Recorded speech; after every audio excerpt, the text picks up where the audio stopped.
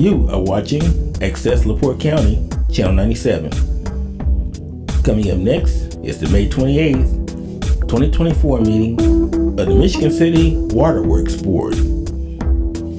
You can find more information for this meeting by visiting www.accesslaportecounty.org. All right. Call the meeting of the Water Board to order. Today is Tuesday, May 28th. First item is approval of the minutes from the meeting held on May 14th. I'll make a motion to approve the minutes of the previous board meeting held May 14th. Second. Motion second, we approve the minutes from the previous meeting. Any additional discussion? Hearing none, all those in favor? Aye. Opposed? Motion carries. Purchase orders. Before you have a list of 6 purchase orders. The first one is to Williams National Lease. This is checking codes on truck 3. That's our pipe truck. They did find some codes that were set and they were able to fix them for $1,157.48. The second is to USA Blue Book. This is lab supplies for $3,381.58. The third one is to Software Solutions. This is a 1-year renewal of Trend Micro. It's our business antivirus for $725. The fourth one is to Dixon Engineering, inspection of the tanks due to the hail. With the hailstorm, we wanted to make sure there wasn't any damage on the tanks. This is actually confirming because the guy came out today, and he did actually find some paint damage and some dents that weren't there on the backwash tank. I don't know about the other tanks yet. So Okay. for $3,500. So the repairs for that should be covered under the claim we have going right now for that. And I'll talk about that some more Okay. later. Number 5 is to John's Tree Service, clearing of bushes and stumps on Paz Road for $1,100. And number 6 is to John's Tree Service. This is tree removal on Plain Street. It's confirming for $5,900. I would have had it on our last meeting, but we didn't have the quote in time, but we're starting on that project. We actually are starting on that project today. Oh. So those are our responsibilities, the tree removal. yeah, because they were in the way of the water main. We had to take those out. Okay. We try to dance around them as much as we can, but these were in position, we just couldn't do it. But it's our cost not to develop. It's part of the project cost, and it would fall under their part. So when I do the calculations at the end, these will be added to that, and then if they didn't pay us enough, they'll have to pay us a little more. But I'm pretty conservative with my estimates, so this shouldn't really impact it. All right, that answers my question. I'll make a motion to accept the list of purchase orders dated 5/28/24 for $15,764.06 as presented by Chris. I'll second it. Motion second, we approve the list of purchase orders dated May 28th. Any additional discussion? Hearing none, all those in favor? Aye. Opposed? Motion carried. Claims. Make a motion to approve the list of claims dated May 28th, 2024. Second. Motion and a second, and we approve the claims as of May 28th. Any additional discussion? Hearing none, all those in favor? Aye. Opposed?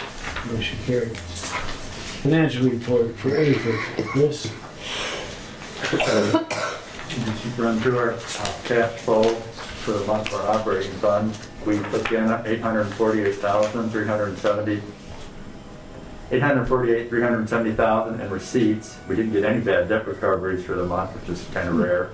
Rare. We had $649,802 for disbursements, not including our monthly transfers.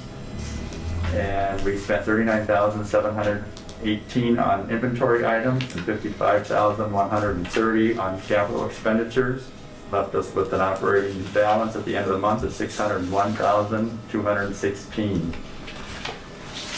On page 3, Nothing out of the ordinary here. Everything was below forecast. We actually did make a gross income for the month before depreciation of $63,827. After depreciation, we have a net loss of $60,173. Our net loss for the year to date is $511,525, and that does include depreciation expense. On page 4, the only item that's actually over forecast is the miscellaneous line. We had some expenses for the AWWA,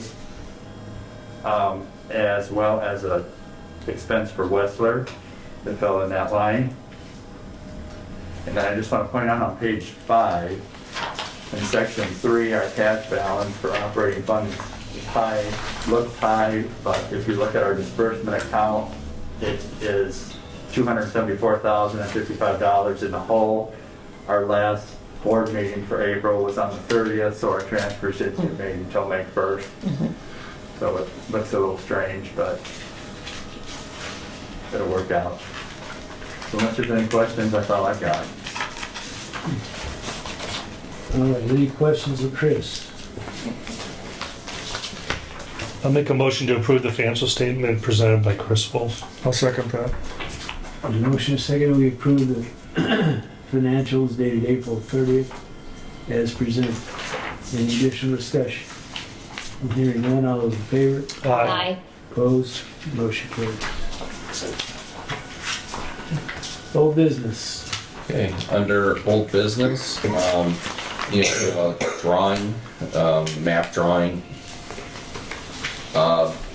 I wanted to let the board know that there's been a lot of discussion at City Hall about this annexation project and the water main project, as well as the sanitary sewer project that's involved. At this point in time, it appears that the city wants to change the scope back on the project, which they can because they're paying for the water main. Although we've gotten about 90% down the line on design,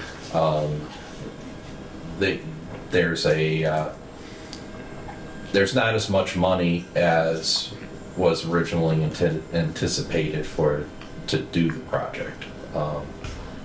There's been some money that was intended for the project was based off of like the riverboat funds, and those haven't come in at the level that they were supposed to.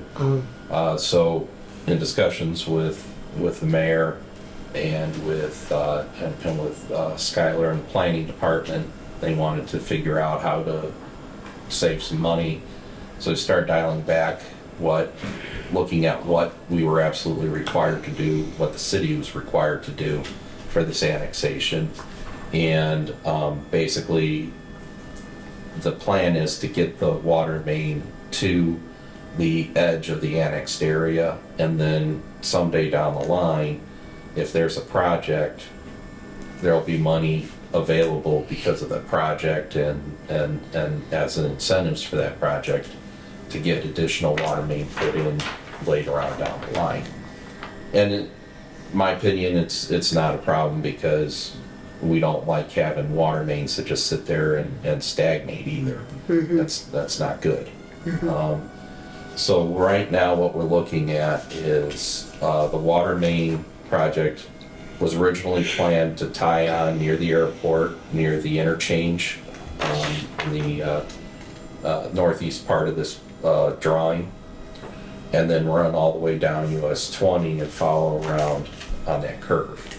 Now instead it would be stopping at that north property line of that Olmsted property. And my understanding is that the cemetery does want to tie their office into the water line, so there'll be a customer on it. And then we're looking at running a water main from Main Key and Wood. If you extended Wood Creek all the way out over by GAF, this is on the west side of this drawing. And basically running from that point south to where the road turns and ending right there. Okay. And then if there's development in that land, there's a way to tie it in as well. So this is a discussion that they wanted that this is the decision that they've made. So I've asked for Haas and Associates to provide some engineering costs to run this, to do this change. So at this point in time, I don't have any of that information, but I wanted to make the board aware that this is a direction this is going. Like I said, it's not hurting us as a department in that regard. So in that, and the city is paying for the material and labor. So if they're decreasing the scope of the project to save money, then that doesn't harm us, other than we did invest in engineering all the way down the road there.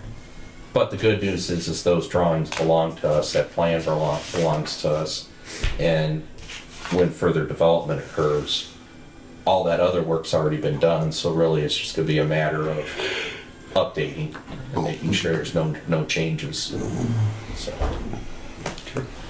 So I just wanted to let you know about that under old business. Where's the system tie into or about the annex area? I'm sorry, what? The annex part, where's the system? Well, we'll have two tie-ins. One is gonna be up at the north end of, over at east of the interchange on Michigan Boulevard, where the line comes across by the airport. And then it'll just run along that cloverleaf ramp, cross under the railroad tracks and stop at that property line just south of the tracks. And then the other one will be from Mankey and Wood Creek, if you were to extend it all the way out, and south to where Mankey turns. All right.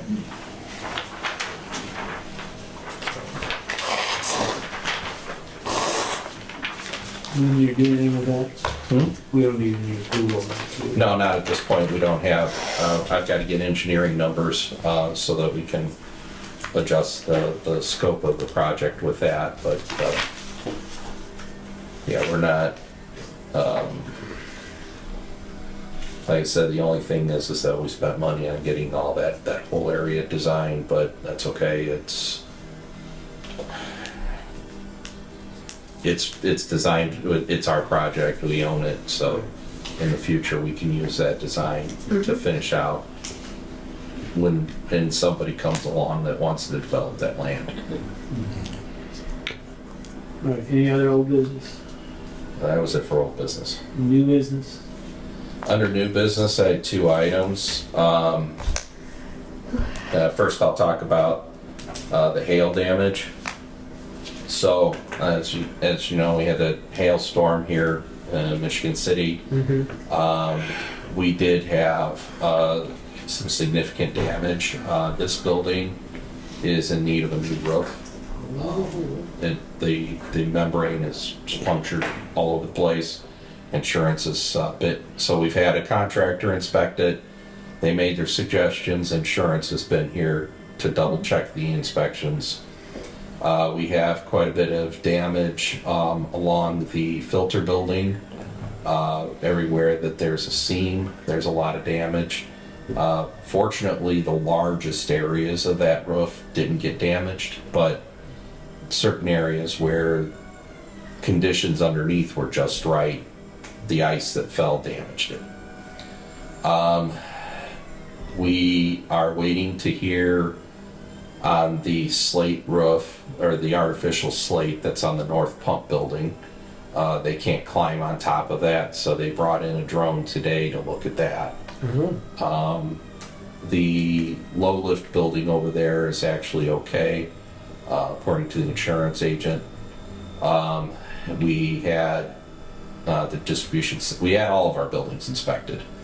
The Beverly Shores pump house has some roof damage, so that's going to have to get repaired. At Paz Road, the storage barn that we have there that was left, that we kept when we tore down the house that was there, that has some damage to the roof due to the storm. We're not sure if there was any damage to the Paz booster station roof. They were going to bring a drone in to verify that today. We had Dixon Engineering come out. There are tank folks. They looked at the top of the tanks. Like I said, they found some damage on the backwash water tank and actually dented the metal, which that's some thick metal. So it's not like a car. That's some thick stuff. And some of those hailstones were very large and very jagged. We had 3 inches in our yard, 3-inch round balls, and it was horrible to listen to.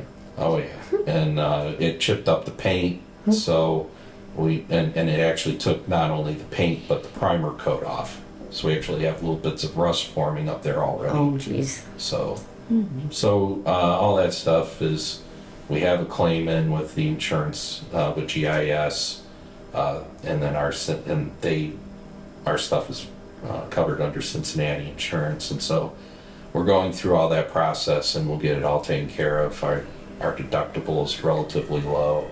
Good. It's $2,500. I'm not sure if that's per instance or per building, so we're not going to be out a lot of money in all of this, but fortunately that's what insurance is for. We did have 5 vehicles that had some dents on them, so those are supposed to be looked at and quoted as to what needs to be done with those, but nothing.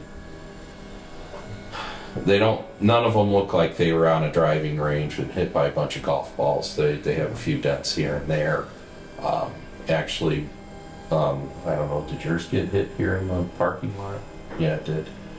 And then all the other employees that were here, their vehicles got hit here in the parking lot. I wasn't. I was on vacation, so my car was parked at home, Yeah. and it didn't get damaged. We didn't get any hail at my house. Just like little stuff, nothing major like this. So that's what's coming. Okay. As soon as I know more detail, I'll let you know. You have time frame on the roof? Not yet, no.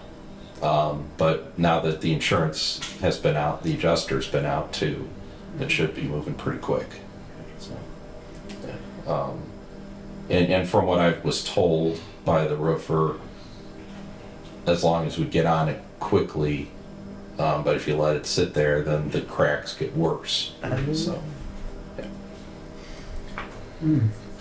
Okay, any other new business? Under new business, I do have a document requesting a new position, a safety and backflow supervisor, that would report to superintendent. Basically, person responsible for maintaining our safety and our backflow prevention programs, and then they could also help with the lead and copper roll activities that we're going to have coming. We do have a identified employee for the position. Salary we're looking at is $65 per year, non-exempt. And then of course eligibility for any of the bonuses that are available, that any other employee is eligible for. We will not be using the open accounting assistant position, and so that's about 2/3 of the salary. So that'll be eaten up by that, and then we may be able to avoid renewing a current safety contract, and so there'll be additional savings there that will help pay for this position. Okay. Good. Any questions on the new position? No. I'd like to make a motion to allow Superintendent Johnson to move forward with the creation of the new position, Safety and Backflow Supervisor. I'll second it. Motion and second that we approve the institution of the safety and backflow supervisor as presented. Any additional discussion? Hearing none, all those in favor? Aye. Opposed? Motion carried. Any other new business? No other new business. Any public comment? Any comment from directors? No. Okay.